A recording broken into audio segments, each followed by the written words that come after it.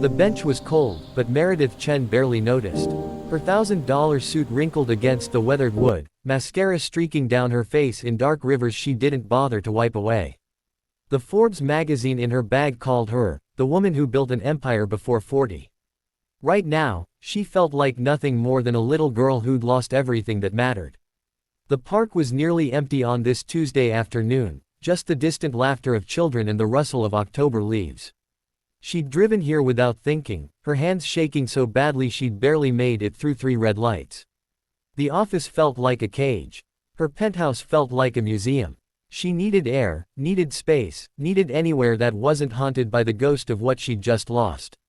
"Don't cry, girl. You can borrow me," a small voice said. Meredith looked up, startled. A little girl stood before her, maybe 5 years old, with wild curly hair escaping from lopsided pigtails. She was holding out a stuffed rabbit, worn threadbare in places, one ear hanging by threads. "Luna, baby, let's give the lady some space," came a gentle voice. A man approached, maybe mid-30s, with kind eyes and paint-stained jeans. He carried a toddler on his hip and had the exhausted but tender look of someone who'd been up since dawn. "I'm sorry. She has this theory that Mr. Hoppers can fix anything." Meredith tried to smile, but her face crumpled instead. Fresh tears spilled over, and she turned away, embarrassed. Here she was, CEO of a tech company valued at $200 million, crying in front of strangers while a child offered her a stuffed animal. "Actually," the man said softly, settling onto the other end of the bench while Luna climbed up between them, "sometimes Mr. Hoppers really does help. Right, Luna? Right, Daddy?" Luna pushed the rabbit into Meredith's hands with the serious determination of someone conducting important business. "You can borrow him, but you have to give him back because he sleeps in my bed." The rabbit was soft and smelled like baby shampoo and something else. Love, maybe, if love had a scent.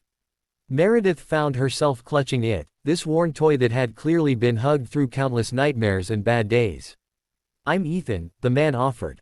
"This is Luna, and the quiet one drooling on my shoulder is Marcus.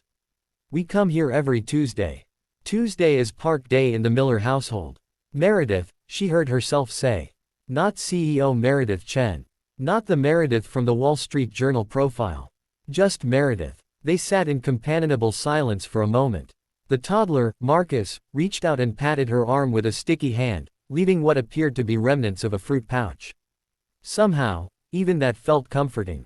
"You don't have to talk about it," Ethan said eventually. "But Luna's right. Sometimes you can borrow people too.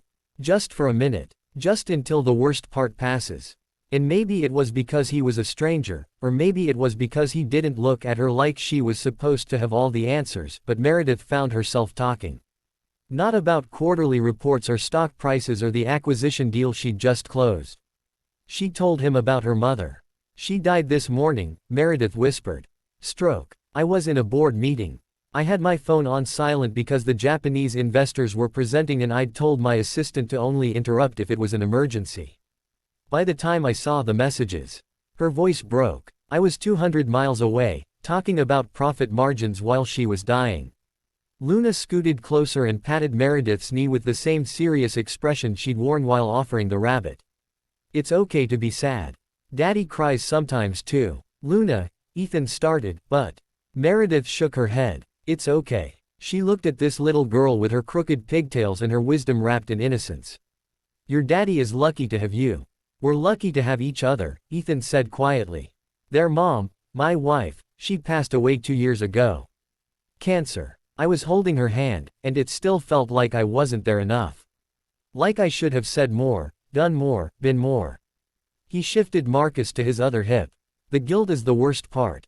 It lies to you, tells you that you could have changed things you had no control over."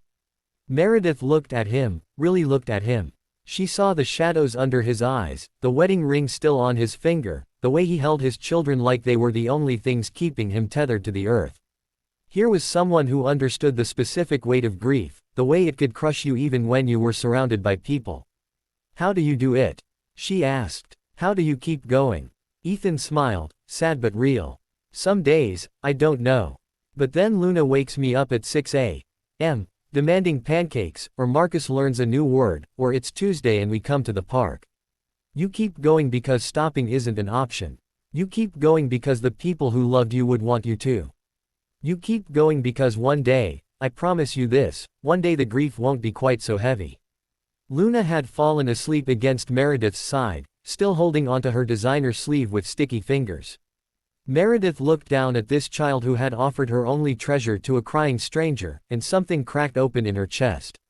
I don't remember the last thing I said to her, Meredith admitted. My mother. It was probably something about work. About being too busy for Sunday dinner again. I built this whole empire, proved I could make it in a man's world, showed everyone I was smart enough, tough enough, good enough. And for what? I was too busy being successful to be there when it mattered. You think your mother would agree with that? Ethan asked gently. You think she looked at everything you built and felt neglected? Or do you think maybe she was proud? Maybe she bragged about you to her friends. Maybe she knew you loved her even when you couldn't be there for dinner. Meredith thought about her mother's face the last time she'd visited, 3 months ago. How she'd touched Meredith's face and said, look at you. My daughter, changing the world. Not, why don't you visit more? Not, I wish you'd get married and give me grandchildren. Just pride, pure and uncomplicated. She was proud, Meredith whispered. She told everyone. At the grocery store, at church, at her book club. She carried that Forbes magazine in her purse and showed it to strangers. Then let her be proud, Ethan said. Let that be what you carry. Not the dinners you missed, but the way she lit up when she talked about you. Not the phone call you didn't get, but the life you built that made her so happy to be your mom. Marcus woke up and started fussing, and Ethan stood, adjusting the toddler with the practiced ease of single parenthood. We should get going. Nap time waits for no man. He paused, then pulled out his phone. This might be weird, but I'm going to give you my number. Not for anything strange, just, when my wife died, I didn't have anyone who really understood. If you need to talk to someone who gets it, call me. Any time. Meredith took the number, then looked down at Luna, still clutching Mr. Hopper's. She said I could borrow him. She did, Ethan agreed. Luna takes her contracts very seriously. When you're ready, you can find us here.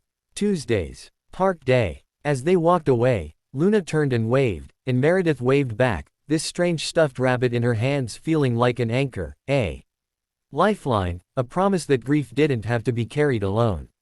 3 weeks later, on a Tuesday, Meredith returned to the park.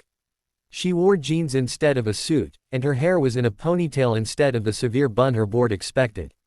Luna spotted her immediately and came running, and Meredith knelt down to hand back Mr. Hopper's. Did he help? Luna asked seriously. He helped, Meredith confirmed. Thank you for letting me borrow him. You can borrow Daddy too, Luna announced. He's good at hugs and making sad people feel better. Ethan laughed, embarrassed, but there was warmth in his eyes when he looked at Meredith. What she means is, you're welcome here. Every Tuesday. Or any day, really. We could all use more friends who understand. And so Tuesday became Park Day for Meredith too. She learned that grief doesn't follow a schedule, that success means nothing if you have no one to share it with, and that sometimes the greatest gift is letting yourself be borrowed. Letting yourself lean on unexpected kindness from strangers who become friends. From a single father teaching his children that helping others is never a burden. From a little girl who understood that sometimes all anyone needs is Mr. Hoppers and someone who sees them cry without looking away. 6 months later, when Meredith gave a TED Talk about redefining success, she spoke about a park bench, a stuffed rabbit, and the day she learned that being vulnerable wasn't weakness, it was the most human thing she could be.